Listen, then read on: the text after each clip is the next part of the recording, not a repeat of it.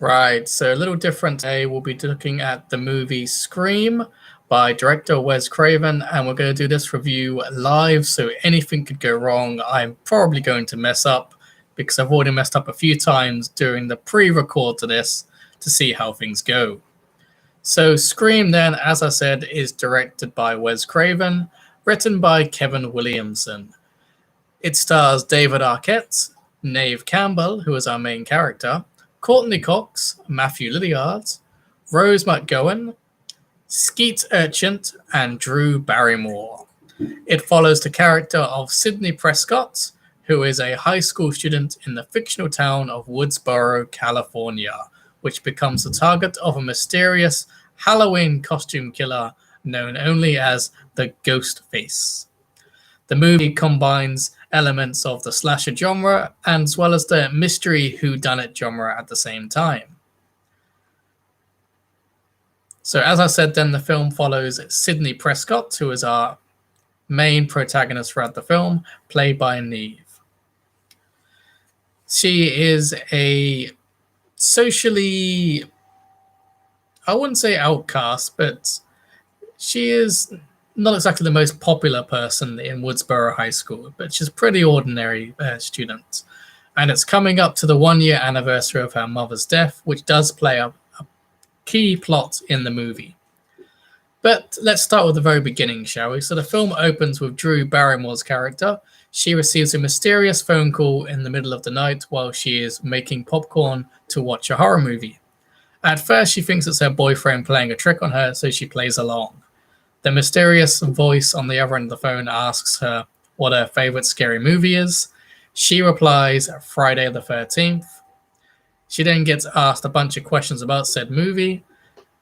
Eventually, she gets one of the questions wrong, which leads to both her and her boyfriend being massacred. The following day, then, we pick back up with our main character, Sidney Prescott.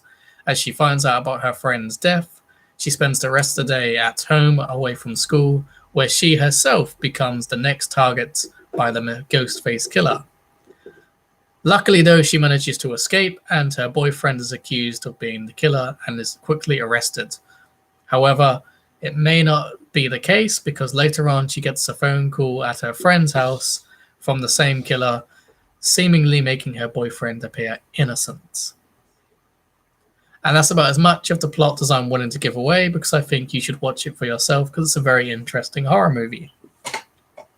That being said, let's talk a little bit about my general thoughts of the film. So the film has a very good mystery throughout, and I like how it satires other popular culture movies such as Friday the 13th, Halloween, and Nightmare on Elm Street. It really does a great job of satirizing and also kind of making fun at all those typical slasher tropes like running up the stairs, jumping out the window, heading towards danger when you should be heading towards help. This film does a good job of both taking the mick out of that, but also kind of going against those tropes to some extent, and also just doing its own thing when it does do those tropes. The cinematography is quite good throughout the film. Wes Craven knows how to direct a movie. He is a very talented movie director, and he knows how to dominate the screen, how to capture the audience's attention, and to tell a story in the visual media. The effects are pretty great throughout. There's some nice gore effects. The blood looks real. Most of the effects, if not all of the effects, are practical, which I'm very happy about. And probably the most important thing is the costume design and weaponry look sharp, scary, and menacing. The acting is top-notch throughout. The performances are especially great. Drew Barrymore's character, although brief, is pretty damn good. She's always an impressive actress. And our main character is very good. Neve Campbell knows how to portray that kind of vulnerable yet fierce teenage girl and independent woman. So let me skip straight then to my thoughts because I'm still pretty new at this whole live stream business, so I'm not quite sure what more I can say and what more I can do without kind of showing and getting away with things. But this is just a test to see how things go for future. So my new rating system then, I'm going to give the acting a 5 out of 5. There were some really good, strong performances throughout. The acting, especially from Neve, is very great. She does a good job, as I said, of portraying that vulnerable yet strong, independent person. The cinematography is, pretty masterful in places. There's some nice chase sequences, some pretty good jump scares, and just overall nice slasher tropes thrown in for good measure.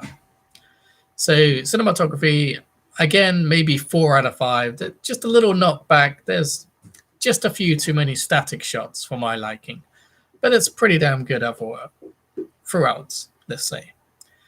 The effects, can't fault it. 4 out of 5. Really good practical effects. Nice blood, nice gore, good stuff. The only sort of area that would let it down, I guess, would probably be the story in some places may come across as a bit cheap, a bit predictable, and just kind of average. The mystery is good, but it's kind of average what's going on. Oh, mysterious hand in the background there, just giving me some food for later. All right then, so final thoughts, I guess, on this. It's a pretty good movie. I'm going to give it an overall, so overall opinions, maybe 8.5 out of 10. There are some tiny things wrong with the movie story-wise, but you can't fault the satire, and the effects are pretty good, and the acting is pretty solid. So thank you for watching this if you are, and have a good day.